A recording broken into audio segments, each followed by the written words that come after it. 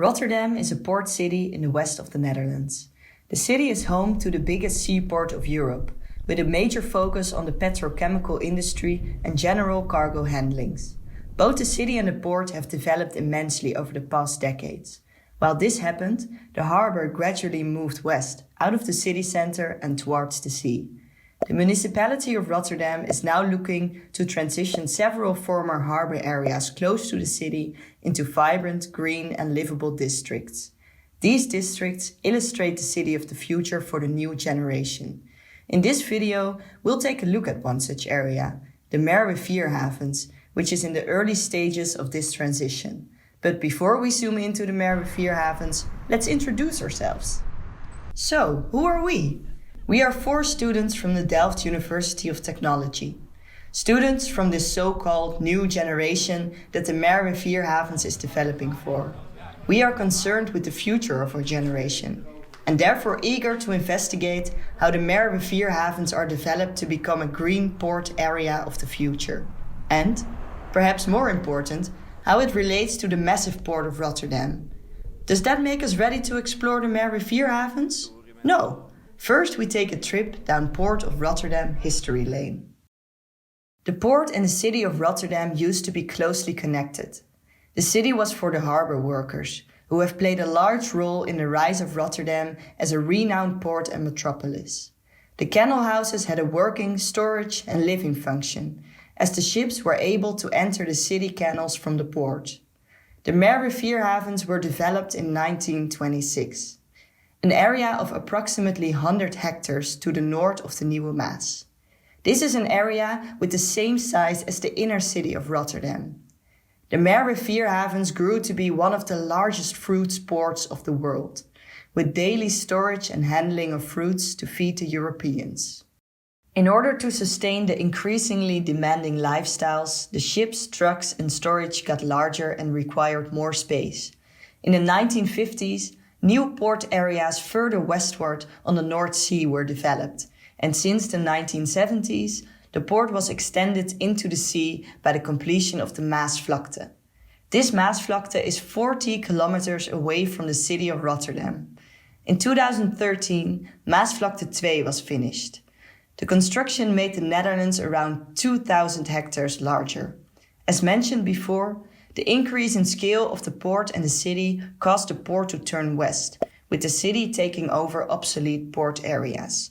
Through these developments, a disconnection between port and city arose. The Merwevierhavens is one of the present obsolete port areas. Now, Rotterdam sees value in these areas at the interface between port and city, as they have perfect conditions for an innovation environment. The Merwevierhavens is close to the port, close to the city, there is plenty of space and rich cultural heritage. The port is home to renowned multinationals and knowledge institutions. The city brings a young, culturally diverse, highly educated generation with an entrepreneurial mindset. We zijn van Groen Collect en wat we doen, wij halen reststroom uit de stedelijke omgeving en proberen dat zo goed mogelijk in de lokale context tot een product te maken of een half fabrikaat. Nowadays, it is challenging to intersect maritime functions with urban functions due to the different scales of the city and the port. Je ziet gewoon dat de behoefte aan woningen is zo groot dat gewoon weggeknibbeld wordt elke keer een klein beetje. En de visievorming zijn we ook bij betrokken geweest natuurlijk. We zijn heel vaak interviews gehad en van hoe zie je dat voor je, het woon-werkgebied. En ik zie elke keer weer dat het vastgoed en de woningbouw, dat wint elke keer weer. The municipality of Rotterdam and the private organization Havenbedrijf from the port have joined hands.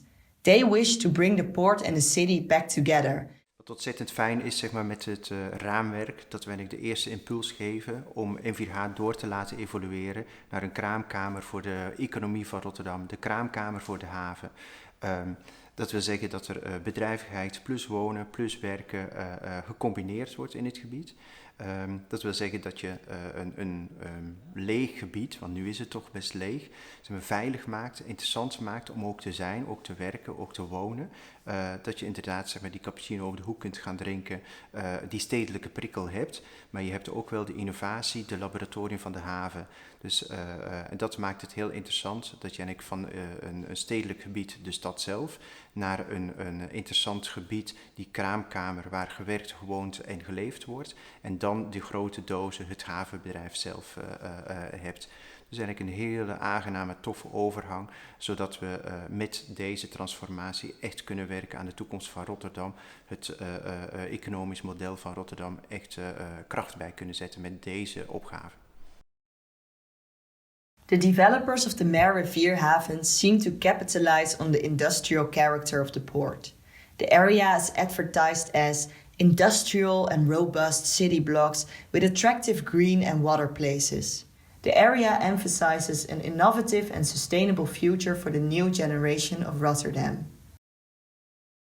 De drive om zowel als gemeente als havenbedrijf te doen is natuurlijk enerzijds de vernieuwing van de stedelijke economie en de haveneconomie. Dus je moet nieuwe bedrijven aantrekken die kennisintensief zijn, die kunnen innoveren. Of het nou op het gebied van energietransitie is, digitalisering.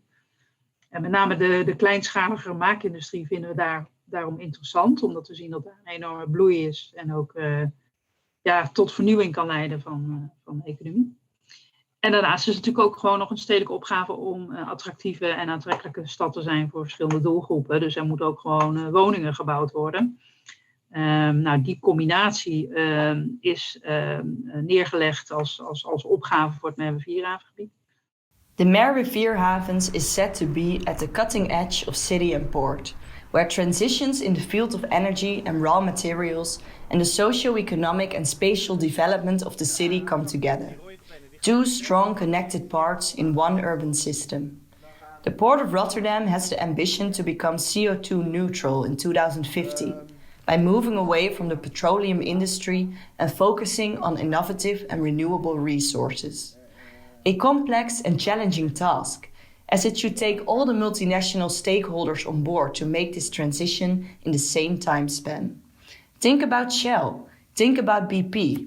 Currently, with only 30 years left, the port is still heavily relying on oil, heavy metals and coal.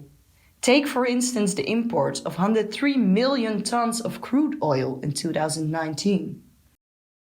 Duurzaamheid in de haven vind ik echt vind het lastig hoor. Ik geloof er niet in, zeg maar. Ik geloof dat ze het roepen, dat zie je wel.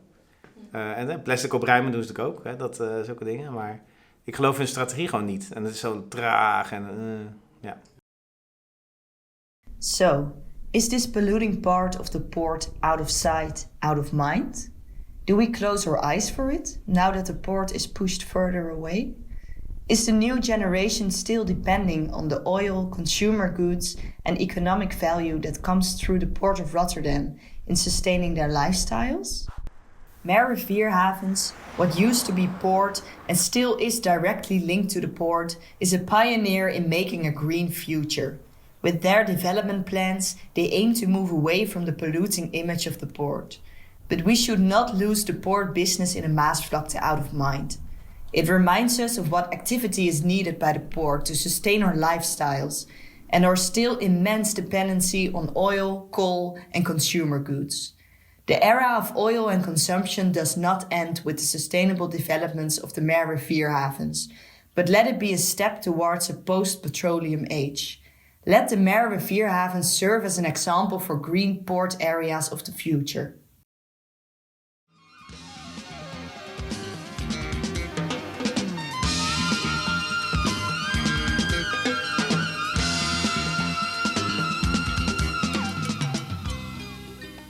That's Rotterdam, a new city, an enterprising city, a city that is aware of its position as focal point of world trade, a city ready for the 21st century, the new Rotterdam.